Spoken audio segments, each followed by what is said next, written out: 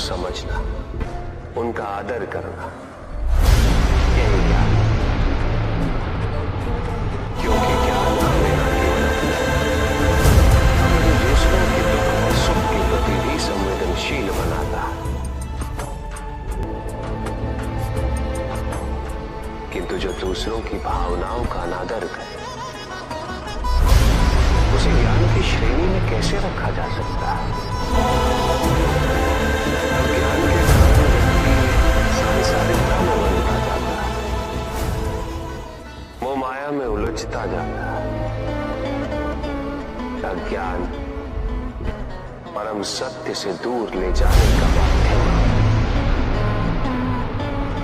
किंतु ज्ञान व्यक्ति को परम सत्य की ओर ले जाता है। ज्ञान मुक्तिदायक है, मोक्ष का मार्ग और इस मुक्तिदायक ज्ञान का सर्वोच्च रूप है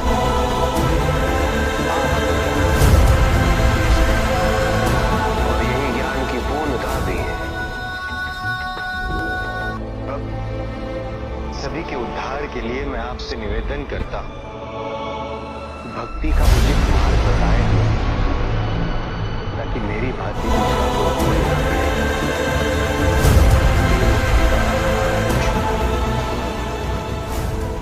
और मुक्ति तो केवल समर्पण से ही संभव होगी, और समर्पण के प्राय व्यक्ति कब मोह में परिवर्तित हो जाती है।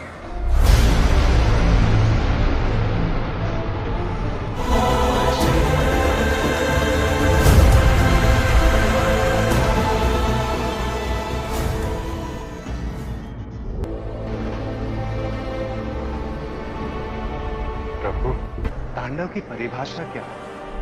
क्या है तांडव? इसे आरंभ करने से पूर्व मन में कैसे भाव होना चाहिए? जगत की 5 क्रियाओं का संकलन है। सृष्टि,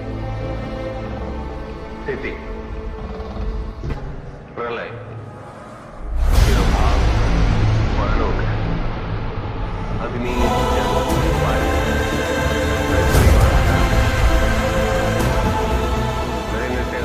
शरीर के 5 मुख,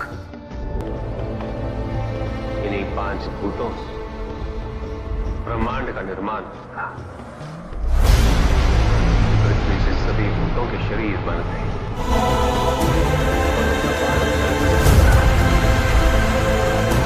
और संपूर्ण भूतों का अंत अग्नि से होता।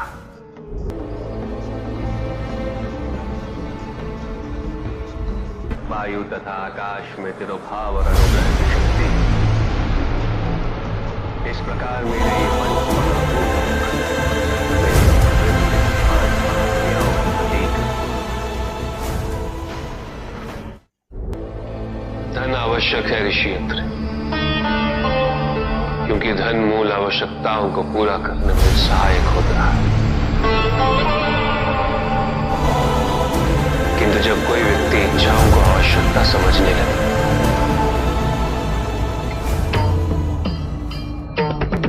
तो धन कितना ही क्यों ना पर्याप्त नहीं होता, क्योंकि इच्छाएं अंतहीन है।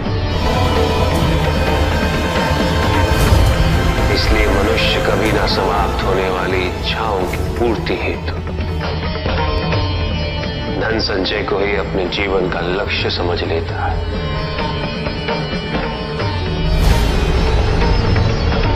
वो लोभी बन जाता है।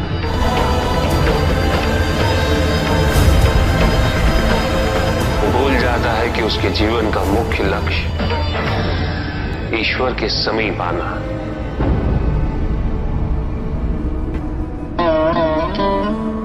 ऐसे लोभी व्यक्तियों को अपनी मृत्यु के समय भी यही दुख रहता है कि उन्होंने क्या कुछ नहीं पाया, क्या शेष रह गया। ऐसे समय में वो एक क्षण के लिए भी ईश्वर का स्मरण नहीं करते, अपने जीवन की निरर्थकता और व्यर्थता का बोध नहीं होता।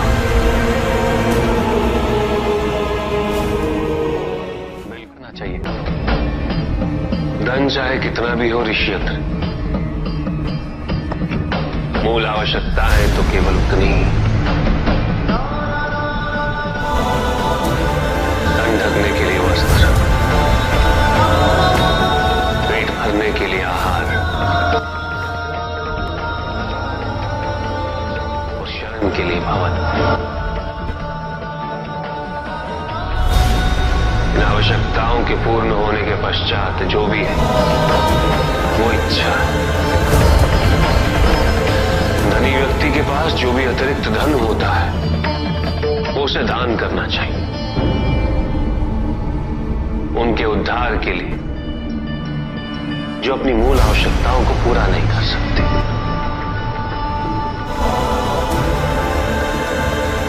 ऐसा करने से संसार में समानता होगी,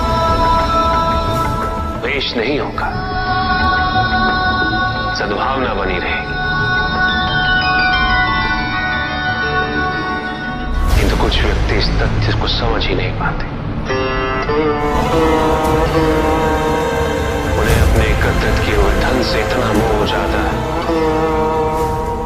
कि वो उसका एक अंश भी किसी और को नहीं देना चाहते।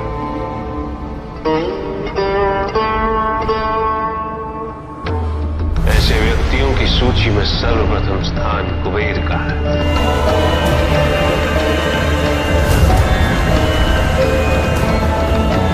इस संसार में सबसे अधिक धन उन्हीं के। शक्तिशाली बनना अत्यंत कठिन है, किंतु उससे भी कठिन होता है शक्तिशाली बने रहना। और इसके लिए आवश्यक है कि हम शक्तियों से प्राप्त हुए उत्तरदायित्व का सम्मान करें।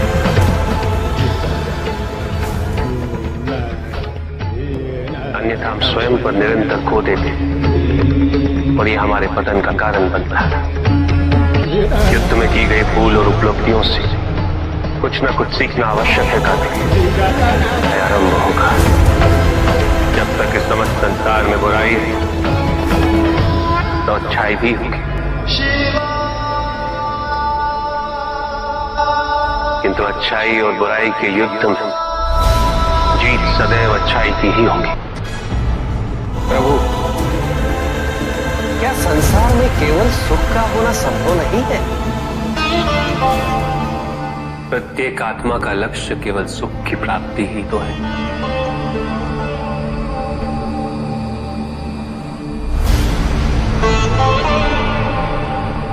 परमानंद की प्राप्ति, किंतु हम सुख नहीं, सुख को प्रदान करने वाली वस्तुओं को एकत्रित करना ही जीवन का उद्देश्य मान लेते हैं। ये समस्त संसार माया, सब कुछ नश्वर है।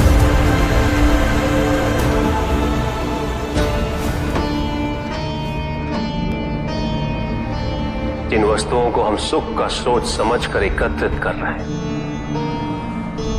वो सदैव नहीं रहेंगी।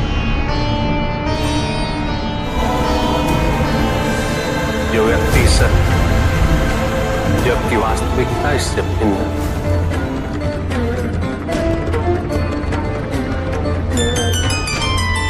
इसलिए आवश्यकता है अनासक्त रहने की।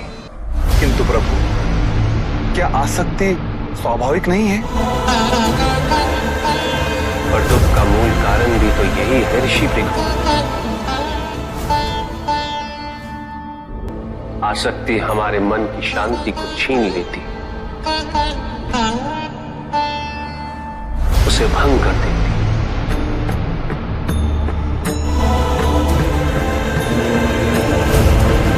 हमारी बुद्धि को स्थिर नहीं रहने देती, उसे चंचल बना देती।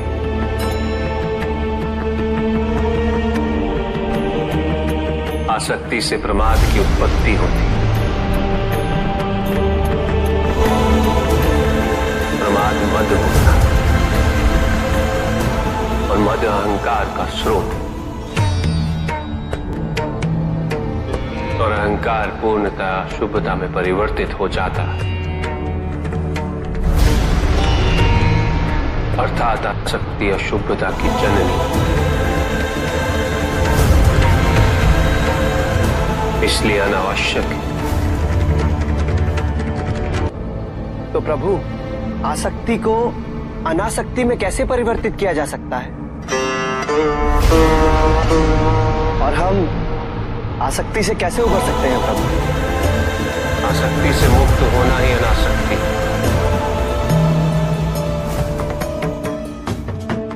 आसक्तिहीन होने के लिए अपने और पराये का भेद मिटाना अनिवार्य है।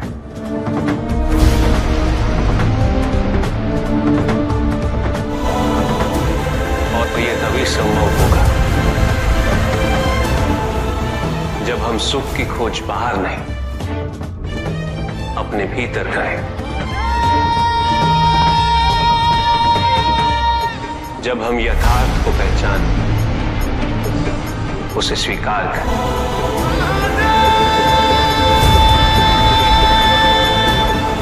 हम अपने सुख को सांसारिक तत्वों से परिभाषित नहीं करते। जब तक हम ऐसा करते रहेंगे, हम बंधते जाएंगे। जब हम स्वयं अपने भीतर झांकना आरंभ करेंगे, हमारी मुक्ति का मार्ग स्वतः प्रशस्त होता जाएगा। महादेव, आपने हमें दुख का कारण तो बता दिया। प्रभु, ये विवाह मुझे स्वीकार्य नहीं है प्रभु। मैं मेरे जीवन का प्रत्येक क्षण आपकी सेवा में समर्पित करना चाहता हूं। मैं नहीं चाहता हूं कि मेरा कोई भी संबंध मेरे भक्ति को विभाजित या बाधित करने का कारण बने। नंदी, विवाह तुम्हें मेरी भक्ति के लिए अयोग्य कैसे बना देगा? उसमें बाधा कैसे उत्पन्न कर देगा? आपके और प्रभु के बीच में इतनी चुनौतीपूर्ण स्थितियां उत्पन्न हुई, फिर भी आप दोनों स्थिर रहे। किंतु मेरे लिए यह संभव नहीं है माता, क्योंकि मैं अपने दायित्व के मार्ग में कोई भी विकर्षण सहन ही नहीं कर सकता। नंदी, मेरे एक प्रश्न का उत्तर दोगे? पहले तो तुम केवल मेरे प्रति ही समर्पित थे, किंतु अब तुम मेरे साथ साथ पार्वती की भी आराधना करते हो।